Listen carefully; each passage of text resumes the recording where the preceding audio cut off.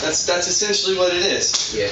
I'm stopping wrestling when I get the takedown. I had a problem doing this. This is why I don't want you to do that. Because wrestling doesn't, a true chain wrestling wrestler, a person who understands how to chain wrestle, never stops. They don't take breaks.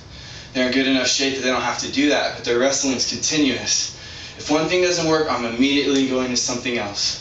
Back and forth until you find a way to score, find a way to win. Chain wrestling.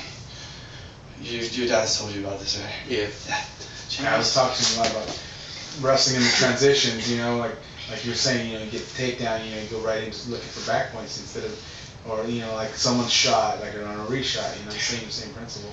Yeah, those are my weaknesses in high school. Definitely was my top wrestling, and just not looking for back points. If I could have had a mat game, Bobby, and been able to score back points a lot, I probably wouldn't have lost very often.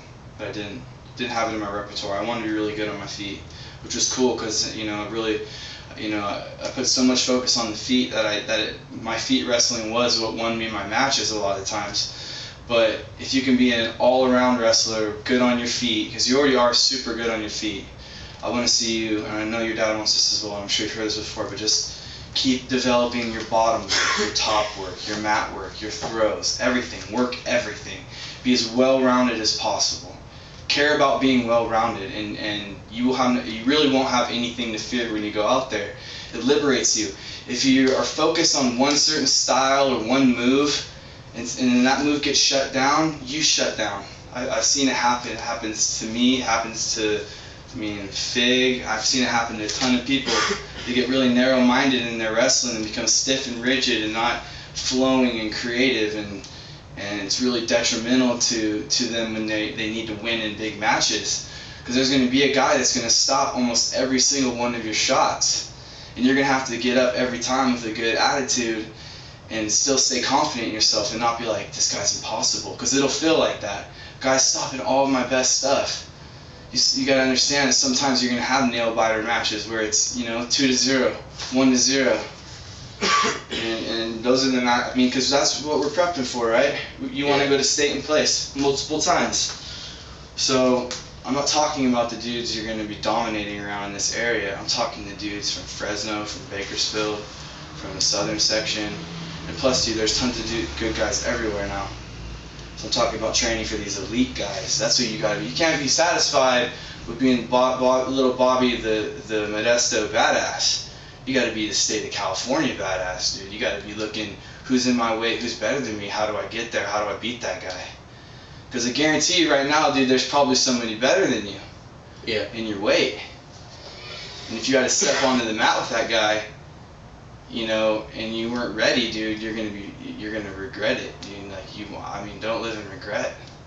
Train to win and train. You got to take it. I think you got to take it more serious. I'm not knocking on you. I'm just saying, if you have the goals you have and you want to be as good as you want to be, you got to step it up. Yeah. You got to be. In all honesty, man, I would have liked to have seen you call me up to train.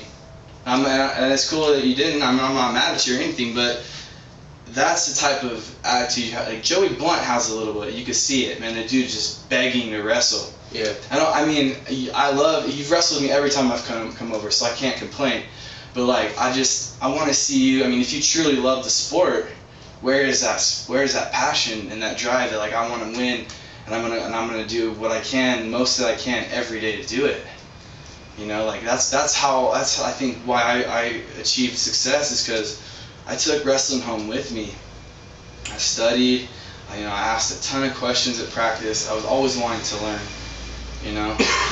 So I don't know. I just think if you could just start to do those things on top of what you already have, you're already one of the best in the state in your age group. But if you can even improve on what you already have and just add more and more into your training and your repertoire, you're just going to keep getting better and better and better. But if you just stop and you get relaxed and content with where you're at, dudes will pass you up. And you'll get into those tough matches and you'll get beat, and you're going to be like, why is this happening to me? I'm good. Well, somebody out there is, probably training harder than you, or taking it more serious, That's the reality. That's the sport, dude. What you get what you put into it. just like life, right? Yeah. So wrestling's a sport, you cannot cheat. So I just want to encourage you with that, dude. Just think about those things. Yeah. Yeah. Does that make some sense? Yeah. Okay. Want to wrestle? Yeah.